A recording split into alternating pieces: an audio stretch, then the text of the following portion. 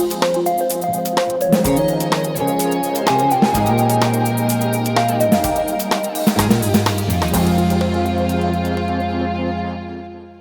we're excited to introduce to the public the Peninsula Foodist, also known as Education Youth Reporter Elena Cavani. Elena, this was a big week for you. You have been writing the Peninsula Foodist blog for 6 years on Palo Alto Online, but it expanded this week with a newsletter that's going to come out every other week, in which you cover a range of additional topics. Tell us what your newsletter is all about. So it's an expansion of the blog. It does include a section on restaurant openings and news, which is what the blog has focused on for the last few years. And then it's additional writing from me, insight into the local restaurant scene, which I've covered for a long time, sort of. And I like to think of it as stories that you're not going to get anywhere else, given my sources in this area, my sort of depth of coverage, the kind of topics that I'm interested in are not being covered by any other media outlets. And so it'll be sort of a mini column from me of what I'm thinking about, a story that I've written, maybe something interesting that came up while I was out reporting on a restaurant opening, the restaurant news, and then a little section on what I'm eating, something that I'm excited about or really enjoyed or that is significant sort of in the broader dining scene for some reason. So it's sort of like coming from my voice and my experience of what I'm doing when I'm out reporting and eating. Yeah. And this is going to cover a broader area than the Foodist Yes. blog has covered, which is the basic Mountain View to Atherton kind of area for our circulations. Going down south as far as which city, and up north as far as where? Probably as far north as Daly City, so really the full peninsula, which has really been undercovered in terms of the food, and particularly sort of on the south end in Santa Clara and Sunnyvale and Cupertino. There's so much food there. There's a really rich food scene that no one is writing about, and so I'm really excited to explore that. And then as far north, sort of up through Burlingame, San Mateo, Daly City, sometimes out to the coast, just considering that people who live here are willing to drive for food. I would be willing to do a day trip for a great burger in Half Moon Bay, or if you're already going somewhere else and traveling in the area and you want to know where to stop to eat. Sure. So the way people eat, I don't think is as confined to the sort of typical coverage areas that we limit ourselves to. And just to that point, like last month, the San Francisco Chronicle released its list of 100 best Bay Area restaurants, and there were a total of 3, like south of San Francisco, 2 in Daly City, and 1 in Palo Alto, out of 100. So does that mean that like the peninsula is getting no respect, or is the food here just really not as good as San Francisco, Oakland, and all the other places that have like dozens of dots on the little Chronicle map? So Solejo, the Chronicle's new restaurant critic, addressed that in she did a little FAQ on the top 100, which is a huge undertaking. I can only imagine, because you have to visit all these restaurants and write them up, and she had other staff helping her, but she basically said the peninsula in the South Bay is so expansive and there is so much food there that I just couldn't do justice to it as part of this project, which she's been at the Chronicle for a few months. So, but I think it reflects, I'm glad she acknowledged that. I think in past lists and even just the general coverage approach, the peninsula was kind of ignored unless someone got a Michelin star or a chain opened. So the Chronicle basically extended an invitation to you to step in and fill this vacancy, because that's where I was going with that. Soleil asked for someone to put her up in San Jose if they have the space.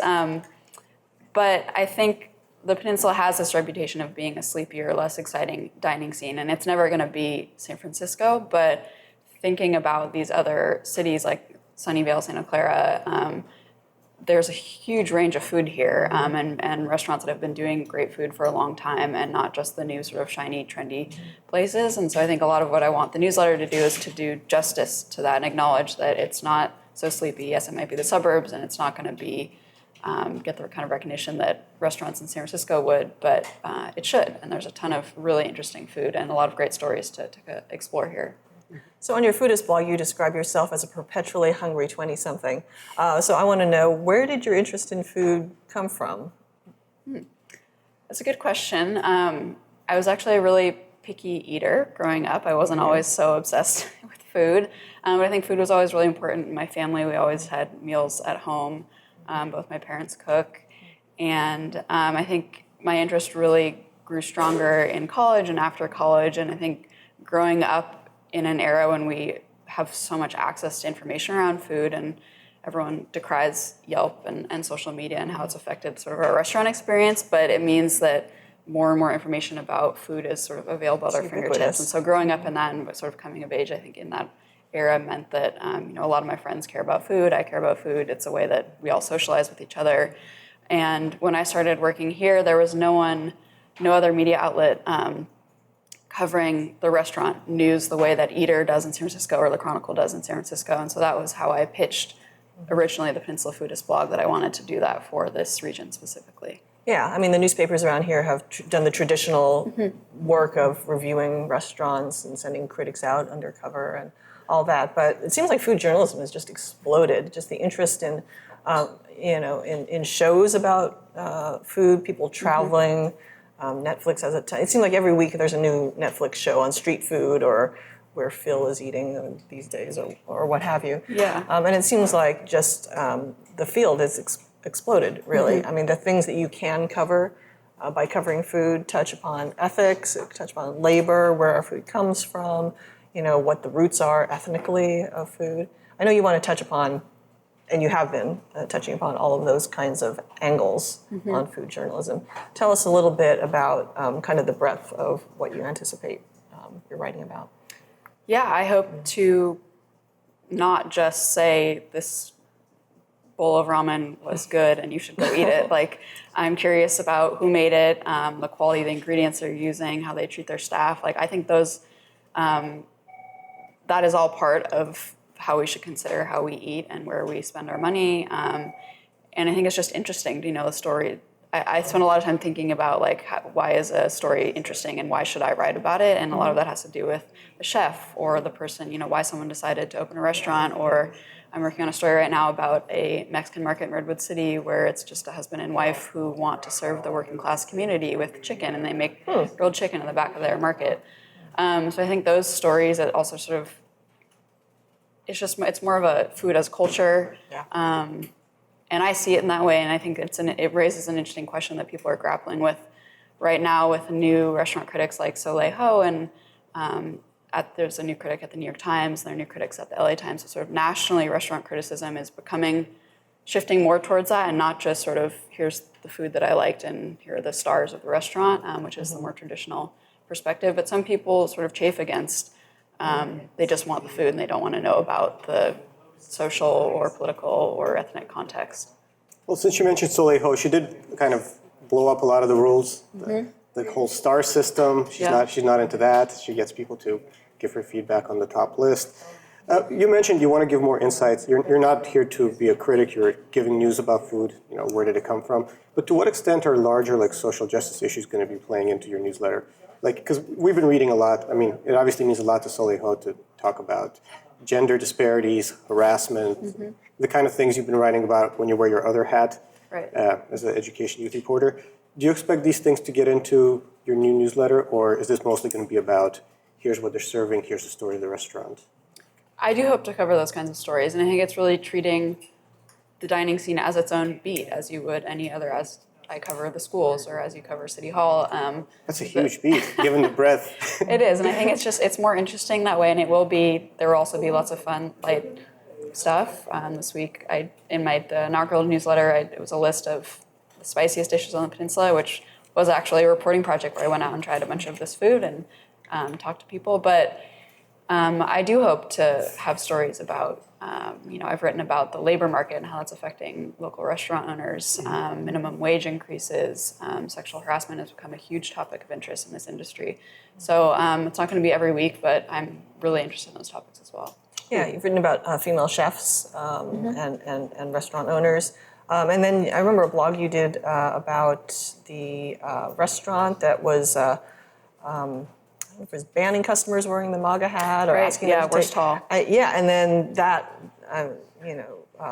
that led to commentary from various restaurant owners. Yes. Who you interviewed. Like, should this be the role of the restaurant, and what are the bounds of political speech? And that's an example of that story came out and very quickly it sort of blew up. It was the owner of Worst Hall in San Mateo asking someone who was wearing a MAGA hat to leave, and so there was a lot of very quick just dropping in coverage of that, and I was really interested in finding out what other restaurant owners thought about it and what they would do if someone like that came into their restaurant. And so then there was a wide range of responses. And so that kind of more in-depth reporting and nuanced reporting that I bring to the education beat is something that I also want to bring to the food beat here. Yeah.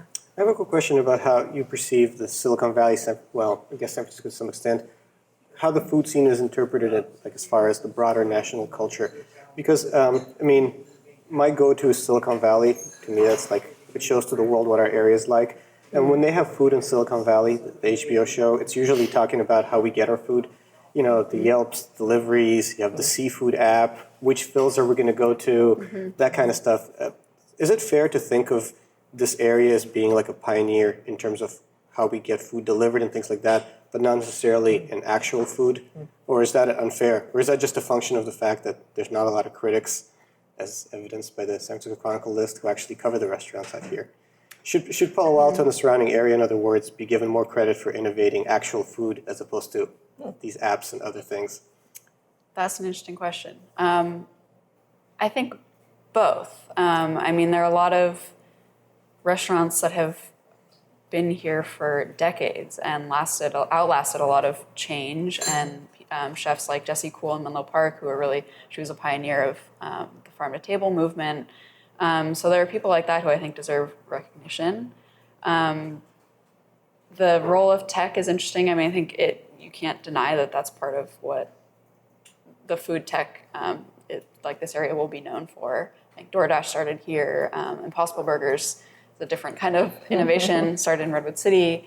I don't know that people look at, nationally I think they just look at Silicon Valley as tech in general. I don't know if it's known as like hotbed of food innovation technology Soylent. as well. We gave the world Soylent. I thought it was going to be the rep. You're here to change that with your newsletter. No. Yeah, it seems like a lot of what is very cool about what's happening in the food scene now is just the authenticity that people are bringing to food from other countries. And it's seen on the non-Michelin star level necessarily with food trucks and people just trying to bring kind of the authentic from the village, from the town kind of influence into cuisine these days. And I don't think it can be ignored that we're on the West Coast and we have a huge Asian population.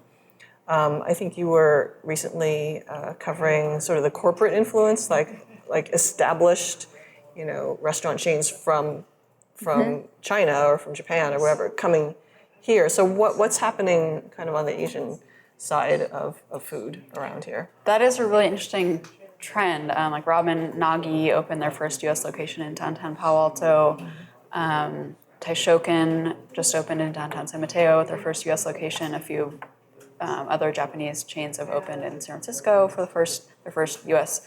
expansion. I'm not exactly sure what's behind it. I think there's certainly the perception that there's the demand and the wealth here, and I'm sure there's the connection to Silicon Valley. I tried to get at that when I was talking to the Ramen Nagi people when they first opened and couldn't really get a good answer. But I think they knew that if they opened here first, it would be incredibly popular, and then they've expanded to Santa Clara.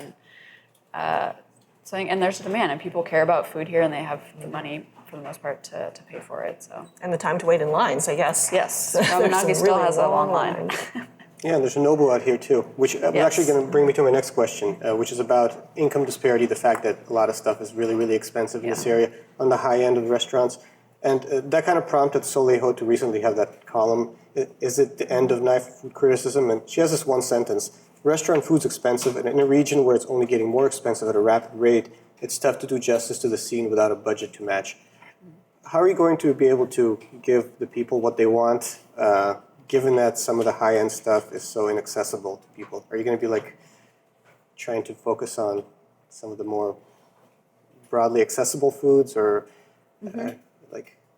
what is the challenge of covering an area where some of the best places are so expensive? Yeah, I mean, I am as interested in a taco truck in El Camino Real, where you can get a taco for $2, as Maum, which is a Michelin-starred Korean restaurant in downtown Palo Alto. It's the only one on the Chronicle list that made it. Yeah, they just got their Michelin star, and I just think there's a whole spectrum to cover there, and I think,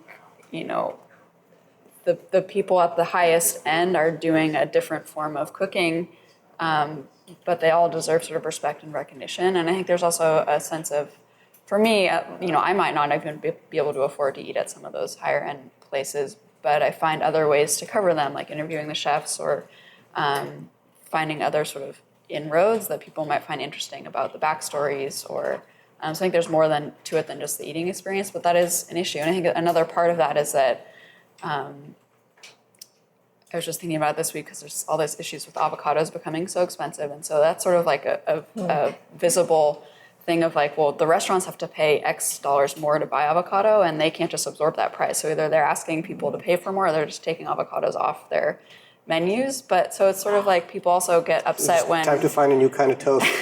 Avocados are missing. Upset when avocado toast is expensive, but if they're baking the bread themselves and the avocados are from a top-notch farm and they're using other ingredients that cost them a lot and they're paying their staff a living wage and all those things at some point have to trickle down to the consumer. And so I think if you care about restaurants and you support them, you also have to sort of understand they're not just pricing these at random prices for the fun of it, like that it's for their own costs and to support their staff too. So we've talked about the kind of broad issues and deep issues as well. I'm just interested now in asking what you're the most excited about in terms of either food openings or something you recently tried, or what's cool around this area that people can go try now. I will say, so at Taishoken, the ramen restaurant I opened that just is in San Mateo, specializes in sakumen, which is the dipping noodles. So it's cold noodles served with sort of this rich side gravy soup-like sauce, and you dip the noodles into the sauce, and it was really, really good, I'll say. Okay. San Mateo. I want. Sounds good. Where else? I had some great Indian food in Sunnyvale recently, and I feel like I've barely scratched the surface of the whole Indian scene in the South Bay. If anyone has any recommendations who's watching or listening, please send them my way. Great. There's so much. I have a long list of places I really want to check out, which seems like it grows every week. And I would love to hear recommendations from people, either new restaurants or also long-time establishments or sort of institution places that also deserve some coverage or some exploring. Yeah. So, how can people reach you? they can email me, Peninsula Foodist at embarcaderopublishing.com. I'm on Twitter at ekedvani. You can follow me on Instagram at Peninsula Foodist. And please subscribe to the newsletter, there's a subscribe link on our website. It'll come out every other Wednesday. We've had a few reports of it going into people's spam folders. So if you did not receive the inaugural issue this Wednesday and had signed up, check your spam folder and mark it not as spam. So we'll get it going forward, and we'll get that fixed. The link for signing up is paloaltoonline.com/express/ and you do need that final / to get to the right page. And it's free, and people can sign up and hear what you have to say. And I welcome feedback. I would love to hear from readers about the content of the newsletter itself, or if there's something I'm missing or something they really want me to look into, tips on stories that I don't know about. I would love to hear from people. I hear there's a big gluten-free contingent that wants to know the latest. Yes. Also a vegetarian contingent. Yes. Okay. Represented at this table. All right. Well, thanks, Elena, and we look forward to reading what you have to say. Good luck. That wraps up this edition of Behind the Headlines. Follow all of the Palo Alto news on paloaltoonline.com. We do have a story up about the new Peninsula Foodist newsletter, and you can comment on that if you want on paloaltoonline.com, or follow her blog, paloaltoonline.com/blogs. We'll see you next week.